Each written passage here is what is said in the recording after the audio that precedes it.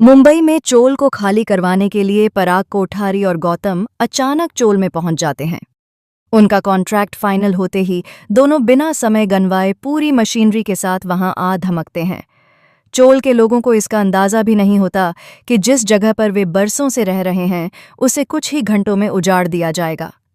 पराग कोठारी खुद इस बार मौके पर मौजूद रहता है क्योंकि उसे लगता है कि काम जल्द और बिना रुकावट के पूरा हो जाएगा। लेकिन पराग की सारी योजनाएं उस पल बदल जाती हैं जब वह अचानक अपने सामने अनुपमा को खड़ा देखता है। उसे जैसे झटका लगता है। उसे यह पता ही नहीं था कि अनुपमा इसी चोल में रहती है। पराग कोठारी मन ही मन सोचने लगता है कि आखिर क्यों अनुपमा हर बार उसकी प्लानिंग के बीच आ जाती है।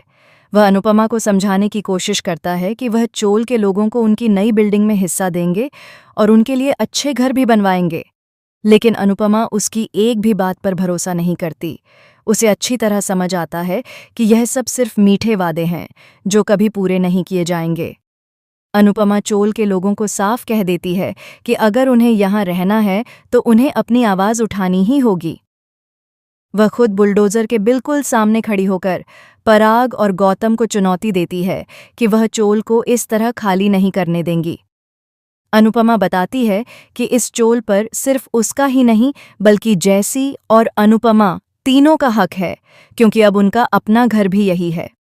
वह कहती है कि किसी भी कीमत पर वह इस चोल को टूटने नहीं देगी और इसके लिए वह कानूनी लड़ाई से लेकर सड़क पर संघर्ष तक हर चीज करने के लिए तैयार है। इधर गौतम की नज़र सिर्फ प्रॉफिट पर होती है। वह ठान लेता है कि इतने बड़े मुनाफे को वह अपने हाथ से फिसलने नहीं देगा। गौतम पराग कोठारी से कह देता है कि वह इस मामले से दूर रहे क्योंकि उसे पता है कि इस चोल को कैसे रातों रात खाली करवाना है। गौतम अंदर ही अंदर एक और बड़ी चाल की तैयारी करने लगता है। कहानी में नया मोड़ तब आता है जब पराग कोठारी घर लौट तो जाता है, लेकिन गौतम अपनी गंदी हरकतें शुरू कर देता है। वह चोल के लोगों को लालच देता है, उन्हें डराता है और अनुपमा के खिलाफ भड़काकर उन्हें बांटने की कोशिश करता है। कुछ लोग उसकी बातों में आने भी लगते हैं, जिससे चोल में हलचल बढ़ जाती है। अब बात सिर्फ जमीन की नहीं बल्कि भरोसे, परिवार और इंसानियत की हो जाती है। अनुपमा को संदेह होने लगता है कि इस लड़ाई में उसे अपने ही लोगों का सामना करना पड़ सकता है। तभी एक और बड़ा ट्विस्ट आने वाला है। मुंबई में राही के आने की खबर।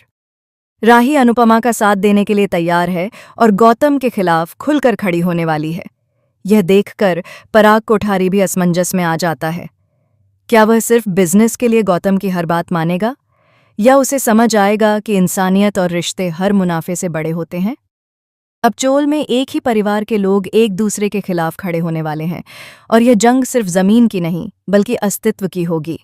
आगे क्या होता है देखना बिल्कुल न भूलें।